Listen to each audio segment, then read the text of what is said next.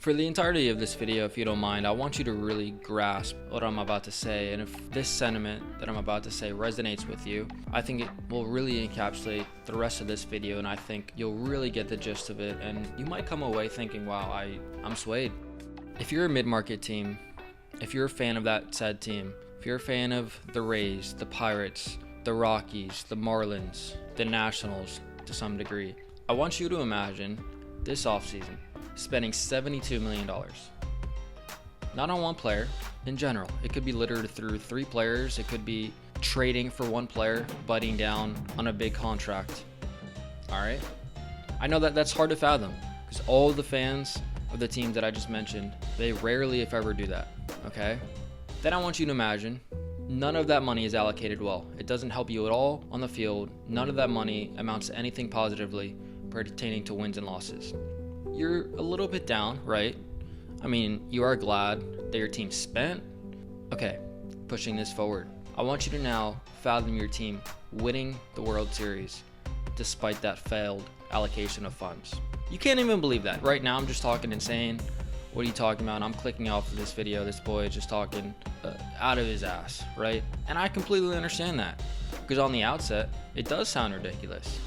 But I just explained the reality of being a Dodger fan. Everything that I just laid out transpired with the Los Angeles Dodgers, starting from last offseason to now. They signed Tanner Scott to a 4-year, $72 million contract last offseason. They wanted him to shore up the pen. They wanted him to be the closer, ostensibly, ideally. That was really their one flaw, even though they won the World Series the year prior, was the bullpen. Yeah, they had a rash of injuries in the starting rotation specifically, but they didn't have a lockdown pen, so they thought Tanner would shore that up. He had a 4.74 ERA last year, and they had Hiroki Sasaki closing out World Series games for them. Yet, as you know, obviously, in a classic, in a World Series that we'll tell our kids, our grandkids, genuinely, I do believe it was that great of a World Series. They won it, obviously, as you know, despite Tanner absolutely fumbling. So what did the Dodgers do? Of course, they rectified it immediately and signed the best closer on the market. Not only on the market, but in the entire game at Edwin Diaz for 3 years at $69 million.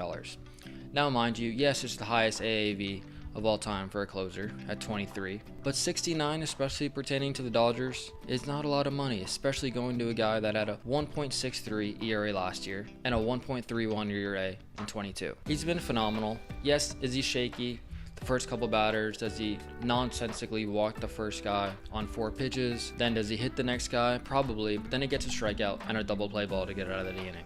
The point is, this should not be a realistic outcome. The team that just won back-to-back World Series, that has 7 total MVPs on their roster, in totality 39 total All-Star games littered throughout the roster, a team that already had a $245 million payroll, number 1 in the sport obviously, they just signed the best closer on the market after winning back-to-back titles, in which was ostensibly their only minute flaw. They still won the World Series, obviously, as I keep reiterating, because it's a pretty salient point.